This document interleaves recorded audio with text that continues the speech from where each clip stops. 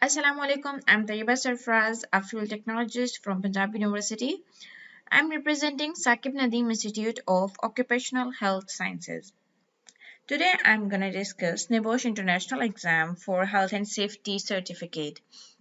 But before I start, I want to remind you just for a little that why should you get NEBOSH certificate? So everyone who is working on the site, who's in the construction department or dealing with the fire and risk management and running an organization, who is an engineer or whatever it is, for the health and safety of the workers, the management and the managers should get the NEBOSH Health and Safety Certificate. Taking an overview of this, NEBOSH International General Certificate in Occupational Health and Safety, NEBOSH actually deals with three types of health and safety exams, but we are just discussing General Certificate in Occupational Health and Safety. So I'm gonna give you a very little overview about this exam. That is an just open book exam. That is a very positive point that anyone who is gonna get certificate is not bound to learn or memorize the laws or anything. Plagiarism and exact copying of words is never allowed, and the time span is really much relaxable, 24-hour time span and totally uninvigilated exam. And you are always available with the book that is provided by OHS and NEBOSH IGC, and internet is available to you. You can always read the laws and regulations from the internet and book, and then you can write down on your paper. Okay, learners, as you already know that it's a professional exam. That's why I'm gonna share some information about some of its do's and don'ts. First of all, keeping in mind that it is an open book exam and giving you a flexibility of 24 hours. So that's a positive point, and it will help you. And it's a tricky thing also at the same time that it is an exam for you, that how are you gonna elaborate when things are in front of you, and how, what is your practical knowledge and what is your interpretation about the situations. So one very important thing, that common sense with the general information is very important. Like when you interpret the question of the exam, if you have a strong observation, you can give the answer in your words. There is no any kind of tricky things. That is just general information, your strong observation, and that is just asking you that for if you are eligible for the health and safety of your workers and for your organization, how much are you instant worker. So while solving the exam, the things you have to tackle mostly is the professional vocabulary. When you have the answer in your mind by just reading the question and reading the scenario, you must have some professional vocabulary and technical knowledge about everything, that you can write it down, because it's a professional exam, and the NEBOSH knows that you are already a degree holder and a learned individual. So you must use some professional vocabulary in your words. Don't use just lame words and terminologies. Be careful for the terminologies. You don't have to change the terminologies in order to avoid plagiarism or anything. Terminologies are terminologies, you cannot change them, and then that is the plagiarism strictness. Obviously you have to keep the terminologies with you, but the word structures and the information you are giving, the arrangement should be yours. That can actually reduce your plagiarism. If you are taking the information from the book and the internet, still you have some arrangement in your mind for the information, that can reduce your plagiarism. And that is a rule that it restricts you, that you cannot write more than 3000 words in total, including the questions and total answer sheet. They always tell you what is the total word count of the format of the answer sheet, and you have to be very careful. That is something about 250 or not more than 300. that is just you always have to write from where you are taking the information for your question, whether it is a book or a PDF or you have opened a website, you have to give the reference. All right, but with the maximum word count 3000, they have also a minimum word count with each answer. You have to write minimum 300 words in each answer. Although it's an open book exam, it has 24-hour time span, but still you have to relax your nerves before starting your exam. Divide your time very smartly. There are 24 hours, but still you have to divide your time very smartly. Sit in a peaceful environment, keep a notepad and pen with you, although you have to type the answers, but still while reading the question paper and the scenario, you must have a notepad and pen so that you can write some important bullet points and divide your question paper smartly. Learners, this exam is a scenario based exam.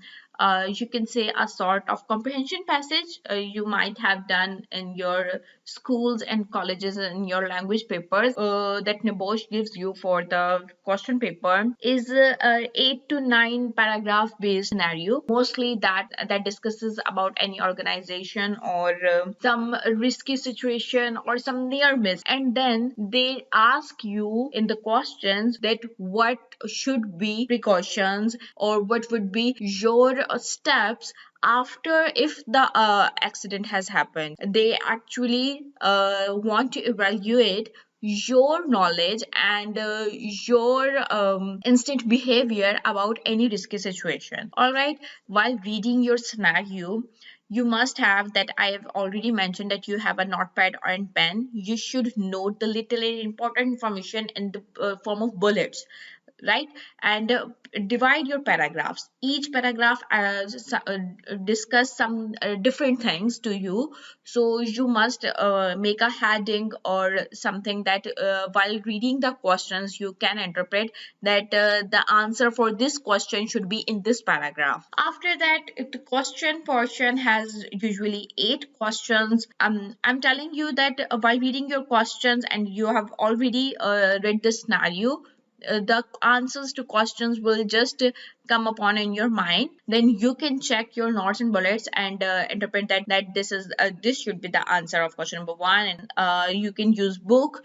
Internet is always available, and rules and laws, you can take help from the book and the internet, that what are the rules can I incorporate in this question, what are the laws I should incorporate in this question. So let's take a review of a paper for better understanding. So this is an exam that was conducted earlier. So I'm gonna discuss just for you to take an overview that how you have to solve and read the paper, and that you can know that that's not a big deal to solve this exam. All right, so that's an international health and safety exam. That is in the first page that they have given you some guidance to you, the learners. They are telling you that it's an open book exam. You can use your course notes, your and website, anything you can use, and they are telling you that you should not just cut and paste the whole block from a website or a book and just paste on that paper, that the answer sheet actually. And here are the instructions that 2 3,000 words in total, and distribute your time word count proportionally. Recommend that you use the answer template. Please attempt all tasks. In the first paragraph, they're telling you about a recycling center where the people go and throw their garbage in the sorted bins, and they sort them. This is the plastic waste, this is the paper waste, and that's a glass waste, and so on. So what about this they're starting with the location of that organization, that's a small center, and there is no access to the pedestrians, and they're telling you there is no pedestrian access. There is a whole organized way of the vehicles coming into the center, and they putting off the garbage into the designated bins. And they have also installed the speed retarders in the road. And they have raised parking platform. They are just the holes in the ground, like the waste containers or dumpsters. And these are 3.5 meters deep and 1.2 meters above the ground level. The people come into their vehicles and their garbage into the bins directly. After that, they are telling you that those dumpsters have also been labeled, that what should you dispose in these bins, like wood, which is designated for the wood, which is the metal, large items of household waste, garden waste, cardboard, chemicals, everything they have labeled over there. The people usually actually in UK and those countries have different bins at their homes also. So they bring their garbage already sorted into different bags, and throw those bags in these kind of centers in the designated bins. Okay, having emptied their vehicle, the public exits slowly from the end of the row of skips. So this is they are just telling you that what kind of vehicle system, and how do they manage the vehicles and transport traffic that is coming into their organization, and then how it is exited back to the road outside of the organization. Industrial vehicles are very heavy transport, so they may have any chemical garbage also. So they have a separate entrance for them. And the recycling and reuse center workers also have a separate entrance. Okay, this entrance allows access to and egress to the lower area of the center, so that full skips can be replaced with empty skips. So they have installed CCTV cameras for monitoring the traffic and vehicle uploading, all that. And what about the management? They are telling you that they have actually 6 people in their management. First, a young manager who is the person who has been graduated only an year ago, so he may have an year experience also. They are also the nominated health and safety officer. He is responsible for the day-to-day management of the center. And then a very experienced worker. Out of the all the workers, the one who is very experienced, and the one who on whom the young manager relies. And obviously that manager is young and graduated only a year ago, and he relies on an experienced worker who works on the same organization for many years. And then 2 other workers who work around the skip areas, means around the dumpsters. And the 2 industrial vehicle drivers, like industrial vehicles, the workers who drive the industrial vehicles into the site area, and then they dump the garbage into the designated bins. In this paragraph, they just tell you that how much the manager is vigilant about his duties, and how much is concerned about the health and safety of his workers.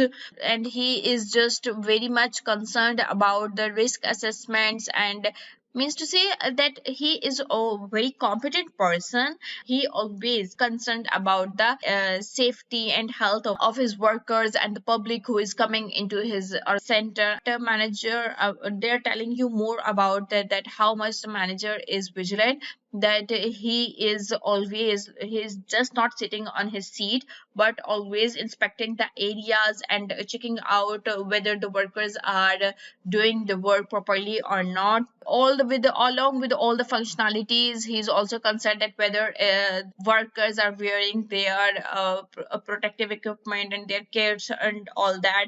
And he induct a contractor about who can replace the faded PPE signs from all over the area. And then they are telling that about some workers, that the manager usually brings out a meeting daily and morning time for the briefing, for the again and again briefing and reminding the people, the workers, about their health and safety, and about the operations, but whether whole functions are going good or not, and any complaints are taken. And a meeting and the daily briefing is very positive thing for the workers. They also appreciate this, although they are frustrated by the time to time inspection by the manager, but this briefing actually appreciated by the workers. Okay, then they have discussed the incident that one day when workers were attending their daily briefing, it overran the opening time of center. At that time, entrance gate of center was left open by an inexperienced worker, and a public vehicle entered the center. When he was dumping his 50 liters of garden waste into the skip, his wrists were also entangled with the bag handles.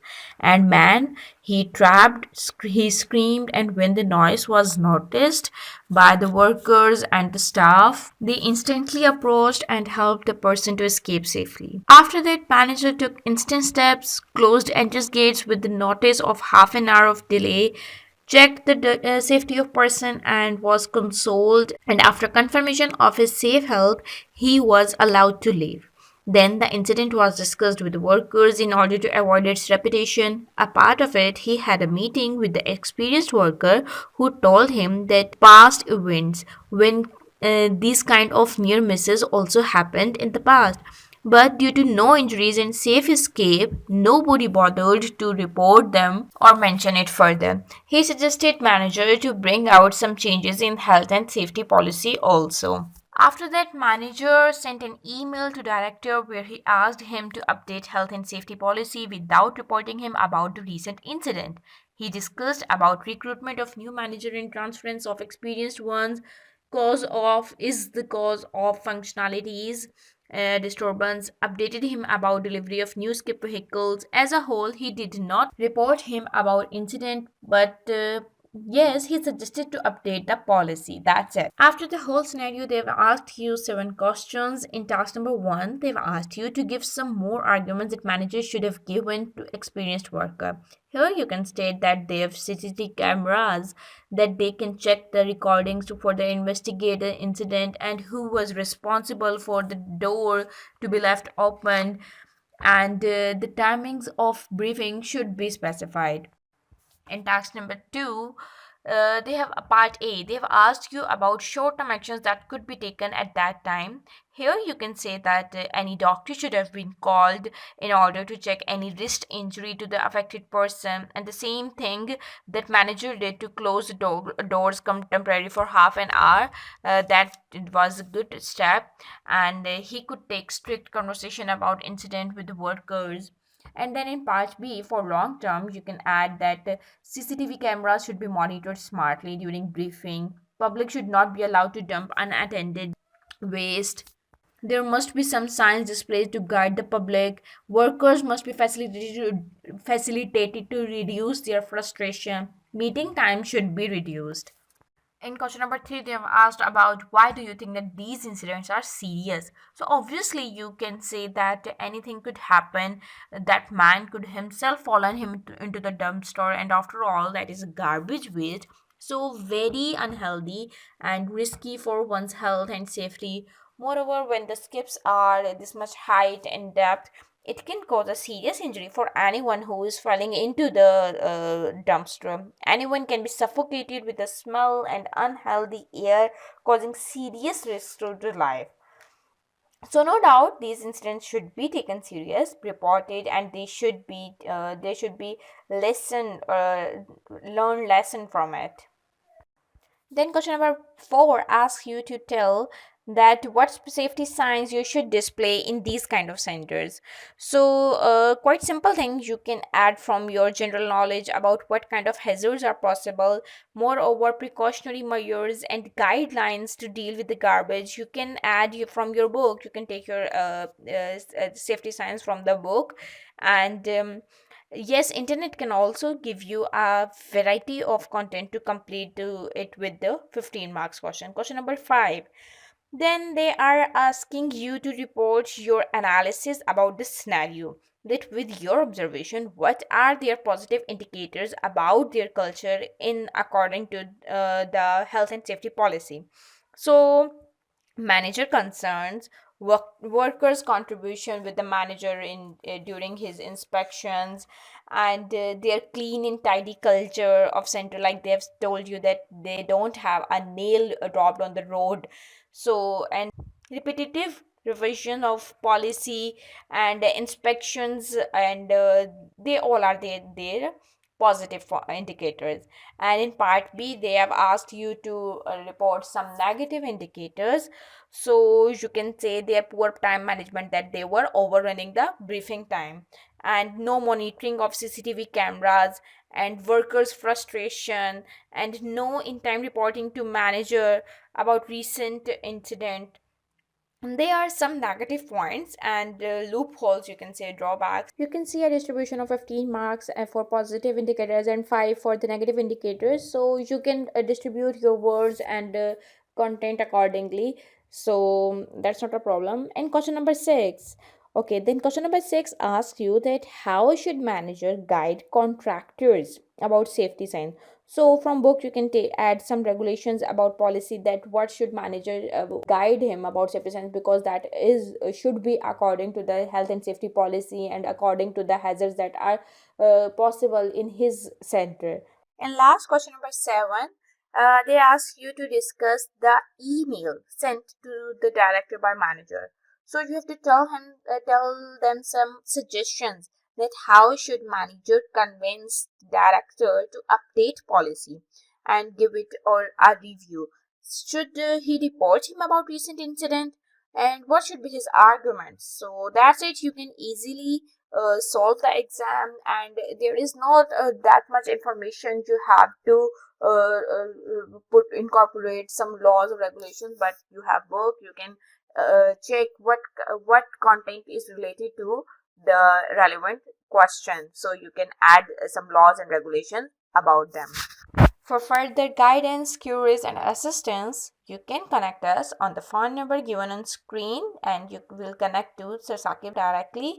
And you can comment on this video about your question and suggestions. That's all for today. And don't forget to subscribe our channel. Thank you so much. Allah Hafiz.